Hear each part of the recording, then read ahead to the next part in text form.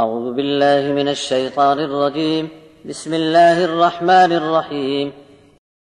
ولولا فضل اللہ علیک ورحمته لہمت طائفة منهم ان يضلوک وما يضلون الا انفسهم وما يضرونك من شيء وانزل الله عليك الكتاب والحكمة وعلمك ما لم تكن تعلم وكان فضل الله عليك عظيما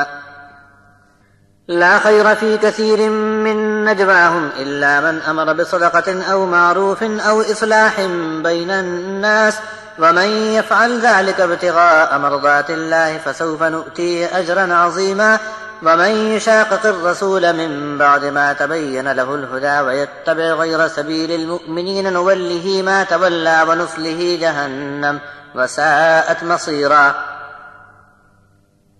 اور اگر آپ پر اللہ کا فضل اور اس کی رحمت نہ ہوتی تو ان میں سے ایک ٹولی نے آپ کو غلط فہمی میں ڈالنے کی ترکیب بنا لی تھی، اور یہ کیا کسی کو جھانسا دے سکیں گے مگر خود اپنے آپ کو گمراہ کرتے ہیں، یہ تمہارا کچھ بھی نہیں بگاڑ سکیں گے۔ اور اللہ نے تو آپ پر کتاب اور حکمت نازل فرمائی اور آپ کو وہ باتیں سکھائی ہیں جو آپ نہیں جانتے تھے، اور اللہ کا واقعی آپ پر بہت ہی بڑا فضل ہے۔ لوگوں کی بیٹھک اور ان کے خفیہ مشورے میں کوئی بھلائی نہیں ہوتی،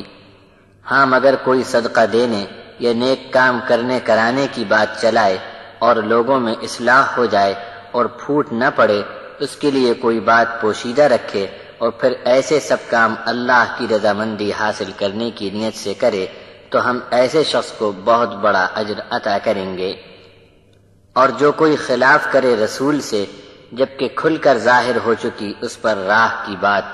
اور چلے ایمان والوں کی راہ سے الگ راستے پر، تب تو ہم بھی اس کو ڈھکیل کر پھینک دیں گے جس طرف وہ مڑنے لگا تھا، اور ڈال دیں گے پھر اس کو جہنم میں، اور یہ جگہ بہت ہی بری ہوگی جہاں یہ پہنچ گیا۔